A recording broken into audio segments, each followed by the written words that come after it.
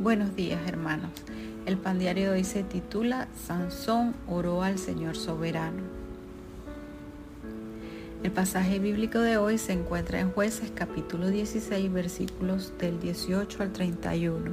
El versículo clave es el 28.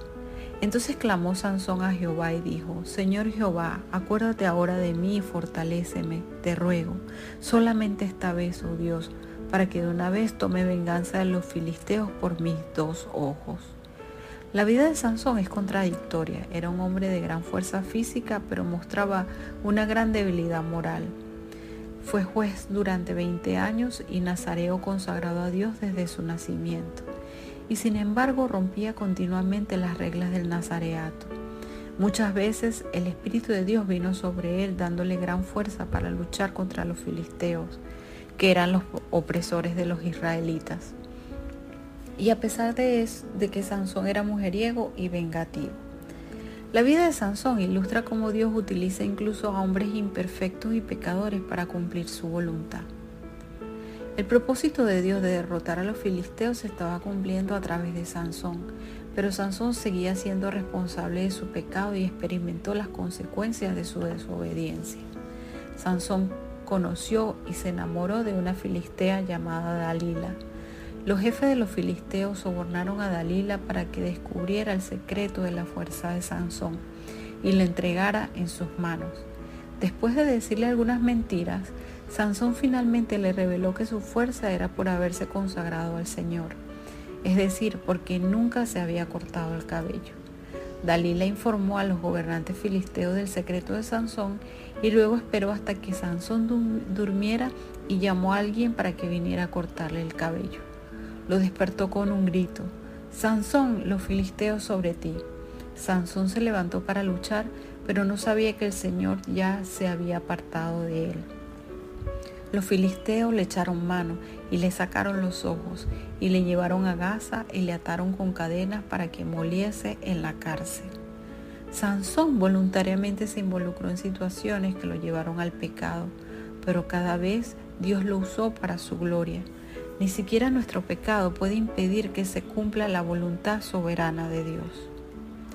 Los filisteos pensaban celebrar su gran victoria sobre Sansón y los gobernantes se reunieron en el templo de su dios Dagón para alabarlo por haber entregado a Sansón a su poder.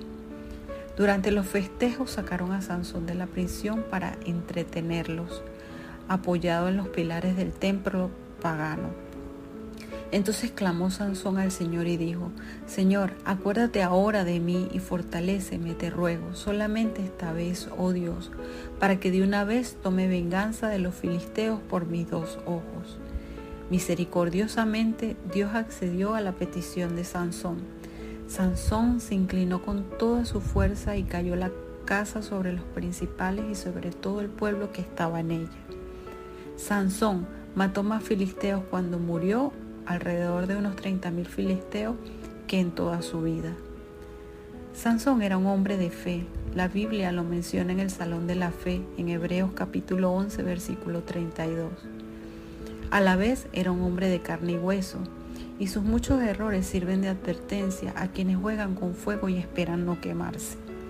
La vida de Sansón nos muestra la importancia de confiar en la fortaleza de Dios, no en nuestro propio poder, de seguir la voluntad de Dios, no nuestros propios deseos, y de buscar la sabiduría del Señor y no nuestro propio entendimiento. Yo puedo ver la misericordia de Dios a diario en mi vida, que aunque muchas veces vivo en los afanes de la vida, sin poder tener un buen tiempo de oración ni de lectura bíblica, y sin poder pescar cada semana, aún así Dios cumple sus planes en esta tierra panameña y en mi vida y en la de mi familia. Oro que el Señor perdone mis delitos y pecados y aún así continúe su obra sobre mi vida y en su misericordia me use para su obra de salvación. Oración.